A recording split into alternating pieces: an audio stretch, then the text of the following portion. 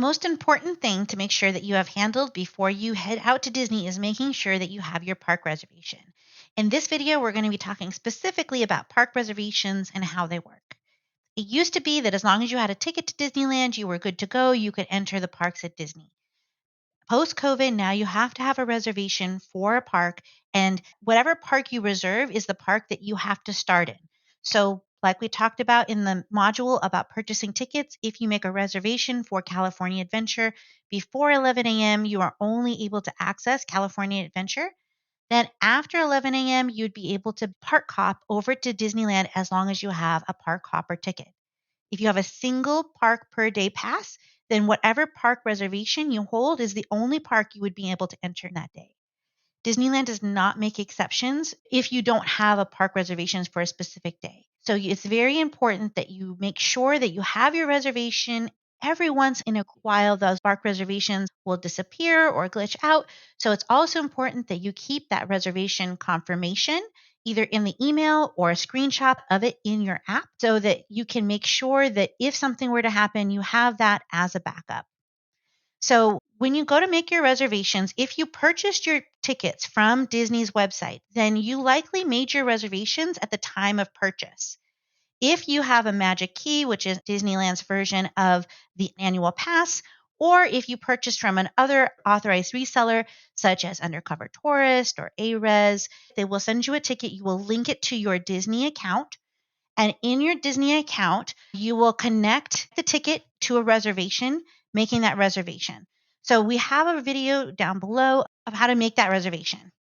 Once you make your reservation on Disneyland's website, you can log into the app with that same login. And under future plans, you will see the reservations that you have for a specific park and for what dates and for how many tickets. You can use this to verify that you have all the right dates for all of the tickets very easily.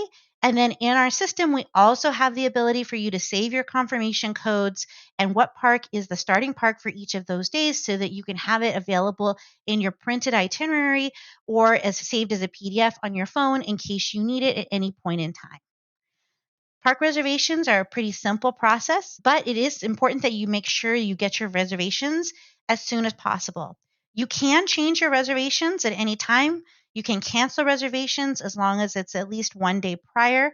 So don't feel like you're trapped in by those reservations, but especially if you're going between the week of Christmas and New Year's, during the summer, spring break, around Thanksgiving, or another 3-day weekend, then I would highly recommend that you get your reservations set as soon as you make your hotel and flight reservations. This way you don't have to worry. If you've already booked your flight reservations and now you see that there are no park reservations available, people cancel these reservations all of the time. And so you can check back on a regular basis. Sometimes when I've really needed a reservation, I might check multiple times in a day for a couple weeks, find one that pops up, and then snag it as quickly as possible. But to avoid that stress of not knowing if you're going to be able to get that reservation, again, we want to make that reservation as soon as possible. You can book up to 120 days before your trip.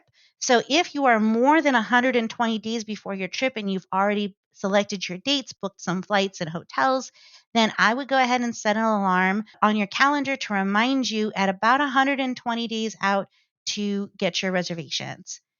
Now, even during busy times, there are park reservations that are available. So even if you only have 1 or 2 days notice, you can still plan a trip to Disneyland. But then the closer you are to the dates that you want to be at the parks, the more you need to prioritize making sure there's a park reservation available before you make any other arrangements. And even if you purchase your ticket through Undercover Tourist, you can do this by going and pretending like you're going to purchase on Disneyland's website and see if there are reservations available for that date before you finalize your trip dates. If you are traveling with somebody who has a Magic Key, which is again Disney's annual pass, then you want to make sure that you check their park availability first, as each of those different types of annual passes have different number of available reservations for each day. So if you have maybe 3 people who will be buying tickets and one person who's going to be using an annual pass, check the availability of the annual pass holder first. If there's available for the annual pass holder, then there will definitely be availability for people with purchased tickets. That's everything you need to know about reservations. Go ahead and scroll down in this course to get more information about how to link your ticket if you purchased from our friends at Undercover Tourist. And once you have your reservations, your flight, and your hotel, those are the big things that you need to have handled. Now we can get to the fun stuff of planning your actual park days.